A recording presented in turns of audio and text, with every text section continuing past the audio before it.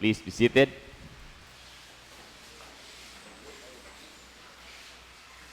Once again, good morning. Good morning. So our gospel this morning tells us how God is awesome.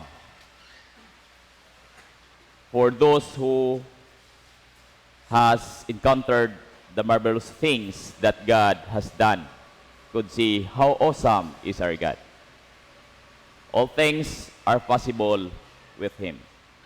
So, ang katang nagmatinud-anon sa pakigrelasyon sa Dios, so adunay kasinatian unsa kahibulungan ang Ginoo sa ilang kinabuhi. So mo ni ang atong gitinguha nga mahimo kitang hingpit diha sa Ginoo para atong mapuyan usab ang giingon nga all things are possible with God.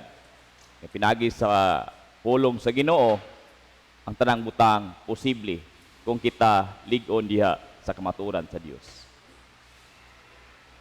In our gospel, if we put ourselves in the gospel, if we were among the crowd that followed Jesus, who had seen all His miracles, we would most likely expect Him to go all the way.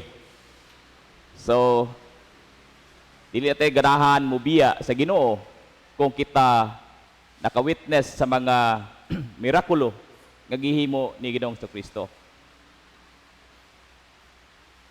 In healing the sick, make the blind see, make the paralytic walk, then cleanse the lepers, and conquer our enemies altogether. So muni ang atong masinati kung kita kauban kaniadtong kita atong ibutang atong setting sa kauban pa nato ni Kristo. So wala na tay hunahunaon pa ang tanan atong makabot kay naman si Ginoong si Kristo nga atong giubanan. Mahimong sayon ang atong kinabuhi kung si Jesus uban kanunay kanato. So muna nga sa unang panahon, sa panahon ni Kristo, kung asa siya, daghan giging tao mo dugok kaniya tungod sa mga milagro nga iyang gipanghimo. Pero dili tungod kay siya Dios, kay wa man sila hibalo nga siya mao ang Mesiyas. So ang ilang gikahinaman mao ang mga butang nga imposible nga himuon ni Ginoong si Kristo. Sometimes because of our limited thoughts, we can think that if He even had power over demons, we could say how much more could He drive out mere human enemies. So, kung sayon na kayo sa paghingilin ni Ginoong si Kristo sa mga demonyo nga ni sulod sa lawas sa tao, sayon na niya pagpahawa, how much more sa pagkaha sa iyang mga kontra nga tao ra nga walay gahom nga may mong kusgan nga gahom nga dili nato ma-explain kung hasagikan nga gahom. So, mo ni ang atong question sa atong kinabuhi kung si Kristo uban kanunay kanato. Mausab kini nga panghuna-huna sa iyang mga tinun-an. Pero iya na hinoong gitugyan ng iyang kagalingon sa kadagkuan sa simbahan and even be killed. Muna itong usahay nga Ginoo mag siya nganong iya pa maginggi gagamhanan na siya mabuhat man niyang tanan. So usahay mo na nga atong panghuna-huna nga tawhanon nga ban lisod-lisoron pa man nato ni nga sayon na makani sayon na makani nga problema. Although He will be rise up later. So muna iyang hisgutan sa atong gospel. This is the way of God that we could hardly understand. So usahay munang daghan nga bugnaw sa pagpangalagad tungod kay mo ni ang atong sahay mauna-unaan Nagamhanan man ka ang Ginoo, so tanang problema atong ihatag sa iya gining sulbaron. So muna ka easy kaya tong panghuna-huna. Kay gamhanan man siya, wala may butang nga imposible diha kaniya. Karon nga panahon where evil and violence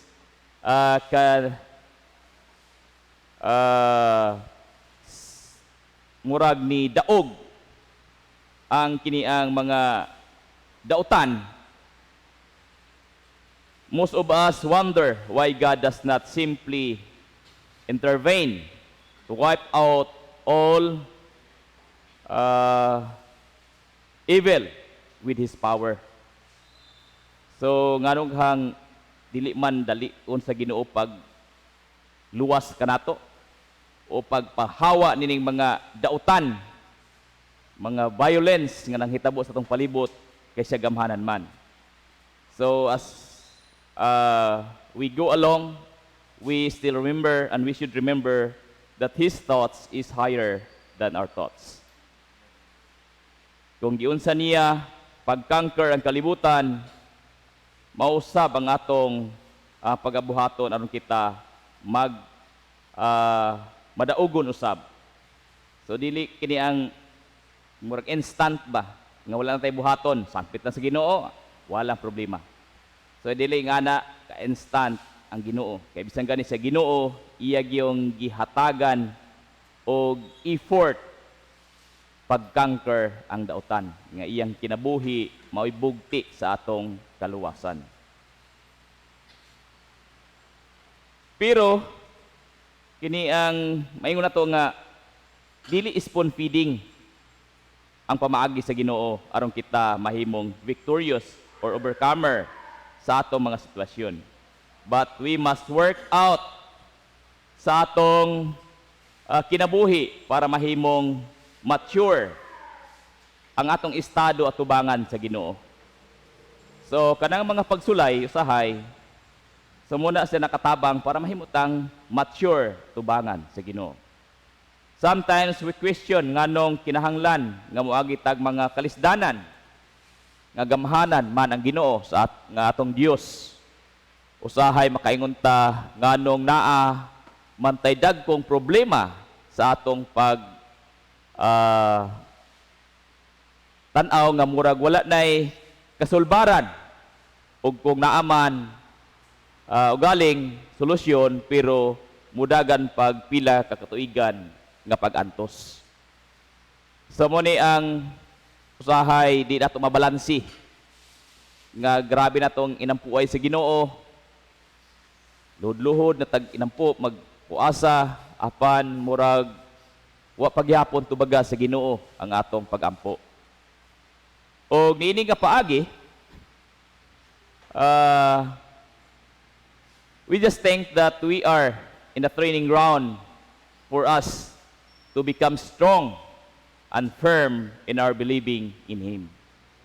So diha sa atong mga kalisdanan, mao ni nga panahon nga atong gipalig-on ang atong kiniang pagtuo sa Dios nga siya maoy maghari sa atong kasing-kasing, nga siya maoy magdumina sa atong kinabuhi, nga ang iyang kabubuton maoy matuman sa matag usa kanato.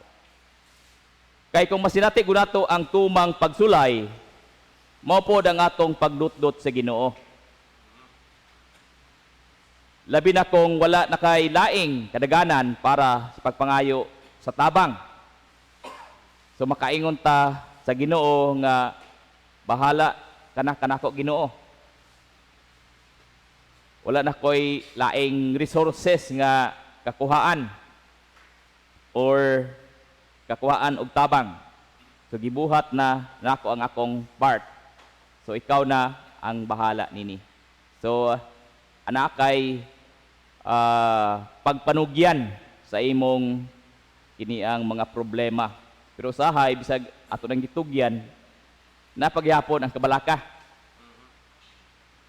So kinahanglan nga kung ato nang gitugyan, bahala na siya. Pero usahay kay limited na magid ang atong kini ang panghuna-huna. So bisan atong nanggid nga ikaw ni bahala nako Ginoo, pero napaghihapon ang kabalaka. Kini nagpasabot nga di pagid hingpit ang atong pagsalig sa Ginoo. So nagkinahanglan pagid ta og iyang panabang para kita mahimong hingkod diha atubangan sa Ginoo. Og pinaagi sa atong mga pagsulay ato kining hinay-hinay nga makangker sa atong kaugalingon nga mahimong masaligon ta sa Ginoo bisan asa ta o bisan unsa pa mga pagsulay nga buot sa kinabuhi. Kay kung wala po'y pagsulay, dili pud ta makatinuod og dot-dot sa Ginoo kay okay man ang atong kinabuhi. So dili ta mahimong mo adto sa laing step, laing ang sa pag-uswag diha atubangan sa Ginoo kung kanula ra pod hayahay ang atong kinabuhi. So di ta kayo og spend og time sa Ginoo tungod kay wala man tay kalisdanan. So mao po na ang kini ang paagi diin kita mahimong hamtong diha atubangan sa Ginoo. Atong hinumbunawan diha sa atong first reading in verse 9. But I will be for her encircling wall of fire, says the Lord, and I will be the glory in her midst. In the last verse, sing and rejoice, O daughter Zion. See, I am coming to dwell among you, says the Lord. So muni ang gihulat sa Ginoo sa atong pag-respond sa iyang mga pulong. Nga kung ang Ginoo mo atong tugyanan sa atong kinabuhi, muni ang pagabuhaton nga siya maoy mag-guard kanato, nga maoy magdepensa kanato, nga walay makabuntog kanato, walay makasinamok kanato, walay makahasol sa atong nahuna kung kita kusganon nga nagsalig sa Ginoo. O ang atong mga kabalaka atong itugyan sa Ginoo. Sumuni ang gihulat sa Ginoo nga mahimo o mahitabo sa atong kinabuhi. Nga tanan atong mga kabalaka atong itugyan diha kaniya. O diha nga paagi makapamuhat sa Ginoo sa iyang plano alang sa atong kinabuhi. So ang pagsulay dako usab kahimuan sa atong kinabuhi para kita mahimong sama kaniya, to be like him. So nganong nahimo man tang nganong nagsunod man ta sa kabubuton sa Dios kay atong gitunguha nga masama kaniya. Unsa man siya mahimong magbandaugon sa tanan nga mga pagsulay sa kinabuhi. We as ministers of the church, which is the body of Christ, must build up our faith so that the power of God works in us, so that we will be an overcomer in all our circumstances. So, muna ang atong gitingwa sa atong kinabuhi.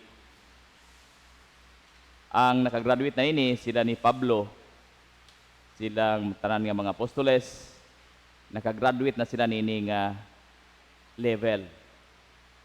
So kita angay po dani nga mo level up, nga ma-overcome nato ang mga gipangbuhat sa mga apostoles kaniadto. Kung ilang nahimo kaniadto, mahimo usab kini nato karon nga panahon. Kaya ang Ginoo walay pag-usab. Kung unsa iyang gisulti kaniadto, mausab ang atong barugan karon kay kana nagpabilin nga tinuod o kamatuoran sa matag usa kanato. Mao ni atong ebanghelyo yang giunsan sa pagpani.